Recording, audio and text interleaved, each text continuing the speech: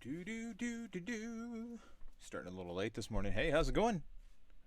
How's it going? Chris Courtney here, New Pragmatic. It's why have I got my headphones on? Why do I have my headphones on?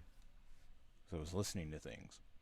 Um, it's what is it? Is it Thursday morning? Yeah, it's Thursday morning. The world is on fire, but hope you're doing well where you are. Very interesting stuff going on here. Just working through some projects. Had a early call, and I want to sneak in a feedback loop. It was a light morning, to be honest with you, and I wasn't actually going to have a feedback loop, and then I noticed that a late submission came in. Hi, Eve. I see you, Eve. And I wanted to make sure we got a review on Eve's work because Eve is doing testing of her service, her product, and I always think it's good, especially I've got a meeting with Eve later anyway, and I wanted you folks to be able to see what I was seeing in regards to her project. So I'm basically just hanging out waiting for CouchBot to fire, and then I did notice that Abraham has some questions, and oddly enough, there's CouchBot right there. Boy, CouchBot's really like right on it. I don't know what tweaks they've made to that, but it is working well.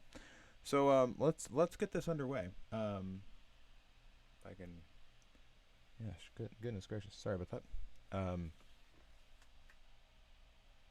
It's almost like somebody put their finger in my eye. Oh, that would be me. Let's see here.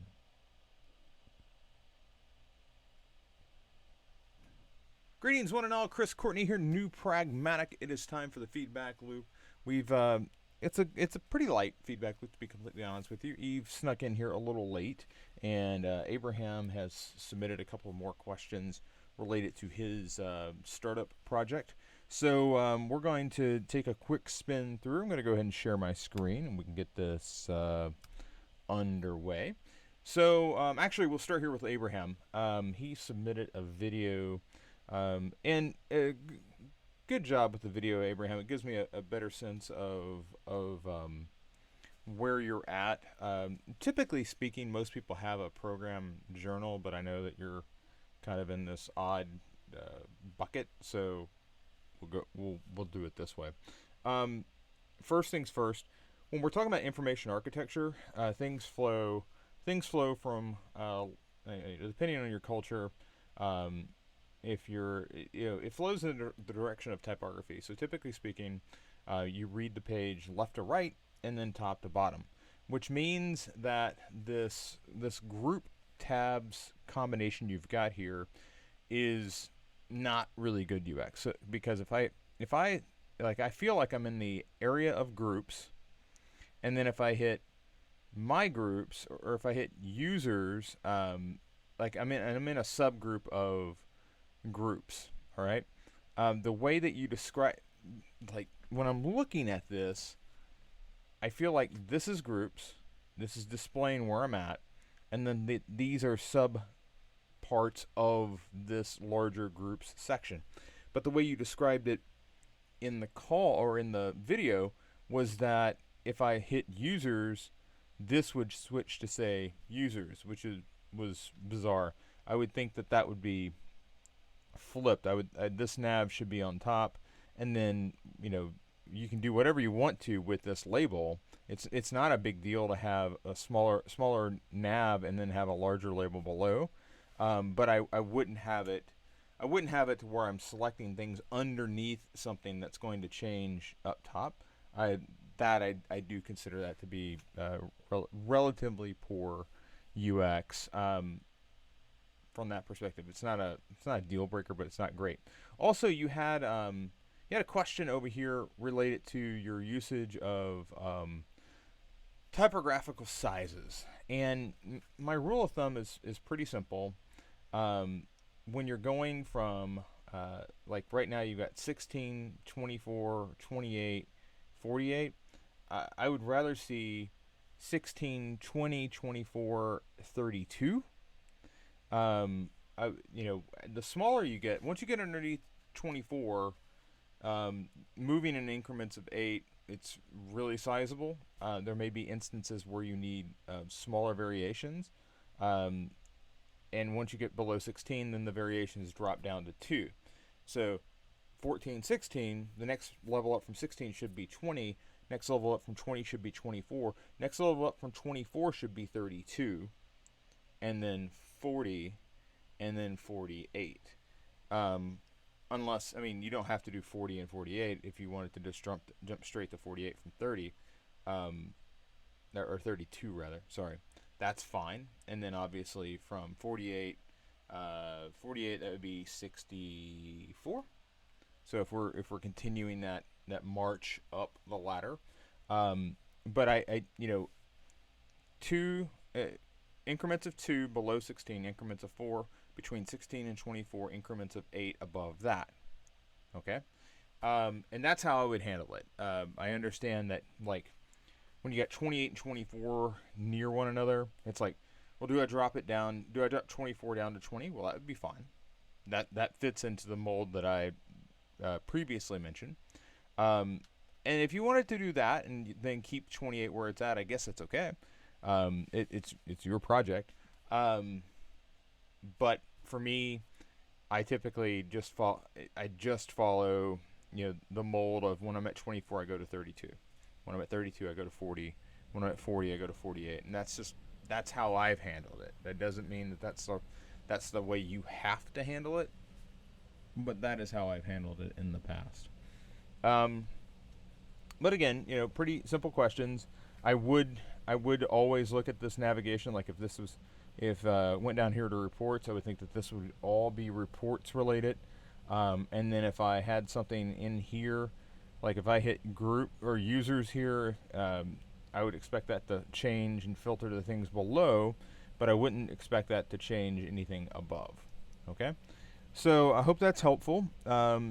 Pretty minor, UX directional stuff there, but it's always good to have that behind you.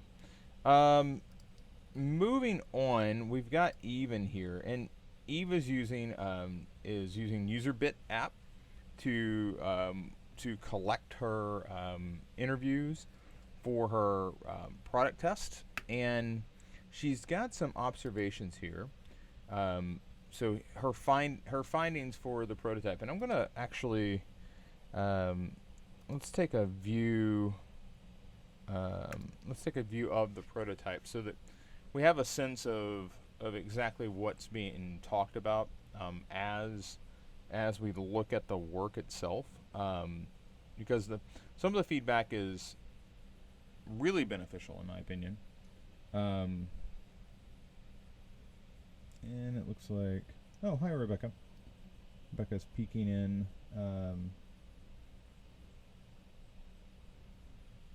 Okay. So, wow, this thing's still loading. We'll let that load while we look at the findings here. So there are a number of things that you are looking for when you're going through product testing. The first is the entire damn thing on fire? Typically speaking, you don't want like a complete inferno, okay? If you get broadsided and your product test is just like a burn it to the ground terrible failure, that should be a surprise, okay? You shouldn't go into a product test just saying, well, I know it's going to fail, but let's test it anyway. You should attempt to make it a quality product that you're putting in front of people. But that in mind, you should definitely find pain points. So pain point number 1: how many people meal plans feed need to be clear, or how many people a meal plan feeds needs to be clear. And if we come back over here, and what she's specifically talking about is this here. So each large meal serves 4. Great for families or family get-togethers. So in the observation that you have, it says it's not immediately clear to the user that each large meal serves 4. Therefore, a large size 4-meal plan would feed 16 people. And I am also confused by that, because I would think that you're getting the number of meals per week. Um, this is a per week thing. Like that's the way I understand it. And if I've got 4 meals per week and I've got a family of 4 people, that would feed a family of 4 people 4 times, which would seem to be the same basic math of this. Would feed 16 people. The way that's worded, it sounds like the meal plan feeds 16 people per meal, and I didn't get that. I didn't get that this would serve 16 people. I got that this would give me 4. Now, it could serve a total of 16. Like if I prepped all the food all at the same time, the 4 meals that I've received definitely could do that. But the way that it's being pitched, I personally thought was um, uh, serves 4 per meal, or per what do we call this thing? Um, per eating episode. Gosh, what is the word we use for that? Per well, we call it a meal. So what else would you use? Uh, each serves 4. Each meal serves 4. Serves 4. 4 people served per meal. Maybe that's the way you flip that around to 4 people served per meal. I get 4 meals. That means 4 servings for 4 meals for 4 people, or a total of 16 servings. Maybe that's the thing. Maybe it's 16 servings. Maybe that's the whole way you should look at it. Let's come back over here though, and oh yeah, it's up here. Um, Receipt of meals section during checkout process needs to be presented needs to be better presented. Better present the 3 options. Most users did not realize there were other options. And what she's talking about there is, let's select this. Okay, yeah, that's great. Yeah, okay. Sorry, that was a particular. Let's select. Okay, continue. Yeah, okay.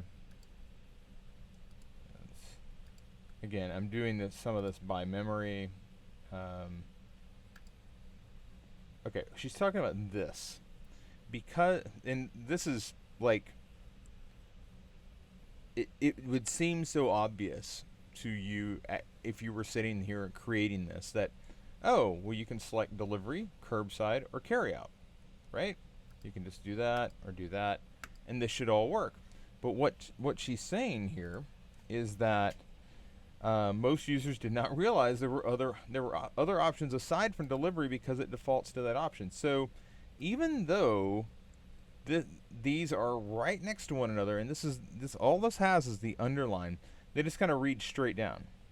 So here, it's almost as if you need a prompt that says select how you receive your meal, and basically you have maybe you have nothing below it, but nothing is selected, and then you select. There's this empty thing where it's like, okay, select how you'd like to receive your meals, and maybe that's even something that appears on a separate screen. I don't necessarily like that idea, but I do understand that, like, they're coming into this, they say, I'll select delivery. They're not even necessarily acknowledging this, so perhaps, like, maybe this is maybe this is all grayed out until they deliberately select one of the options. It's dawned on me that that might be what's happening.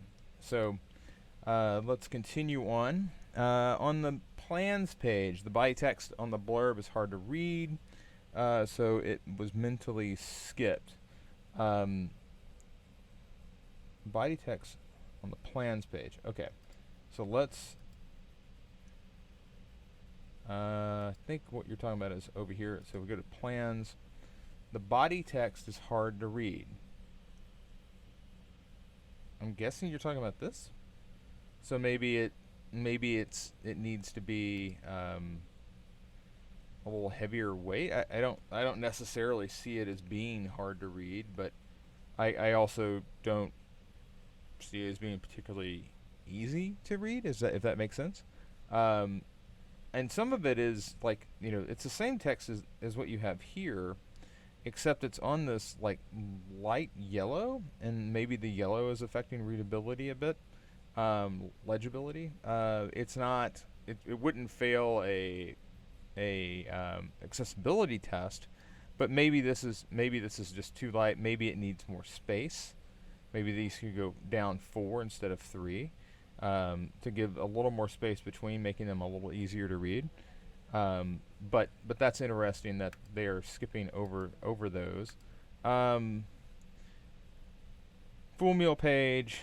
It was not immediately apparent that some of the ingredients listed were bolded. Why it wasn't apparent why some ingredients listed were bolded. So let's take a look at that. On the menu, let's. I forget which I think it's this one. Okay, why some of these are bolded? View full details. Okay, so butter, lettuce, mint, cilantro. Why are those bolded?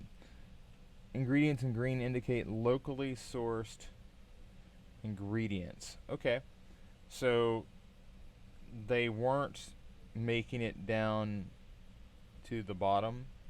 Here, the LS wasn't locally sourced. Of course, that's what it means. They weren't making it down here, so it was a point of confusion.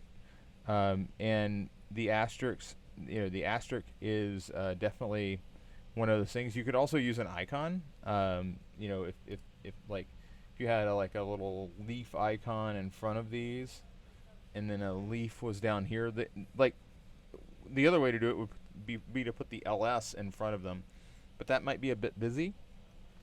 So, and you've got this leaf icon right here, but that means vegetarian. So you're going to need something to help that out. But I think that observation is good. It's like, why is this green? Not immediately obvious that there are expanded nutritional facts aside from the quick facts on the meal modal. Okay, so let's go back to dishes. Quick view.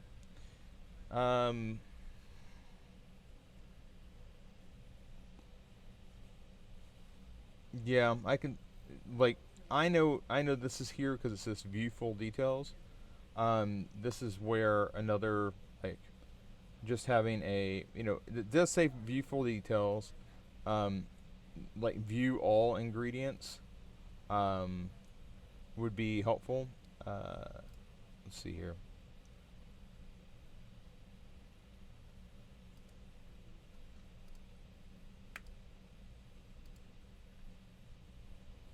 So yeah, that would be one of the and from the modal you could even have it open, if it says, if you want to have view all ingredients. That's interesting. Let's go back again.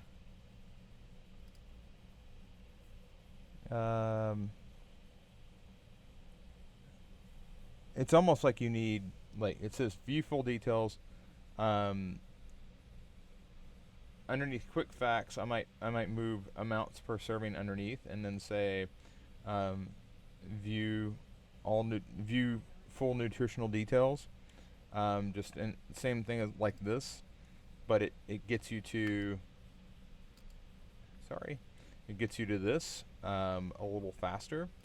But you know, the good news here is that you have managed to find a number of things that a number of things that could definitely use work that might not necessarily be readily apparent, particularly on that receipt of meals. Like they, you know, oh, I didn't realize pickup was an option. Some people just hate getting delivery because you have to remember that with delivery, one of the problems is I never know when it's going to show up. So I basically am now being held hostage at my house waiting for somebody to bring me the stuff. That's the rub with delivery. So there's that issue. Yeah.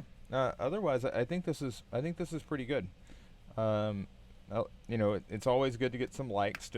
You know, likes allow you to know where you have strengths. They're not necessarily. It's not like you ignore them. Um, they are confirmation, and it's good to have confirmation because then that begins to like give you a few things that you know function. You kind of say, oh, well, it's pretty clear. I know how that works. So you have a position of strength to operate from as you're working through this project and subsequent projects. So pretty good work here overall, Eve. I do like the fact that you were using UserBit for this. It's pretty cool to see this in action. I was able to read through some of your notes. Obviously, I'm more interested in the distillation. The user bit information is more for you than for me or for your client.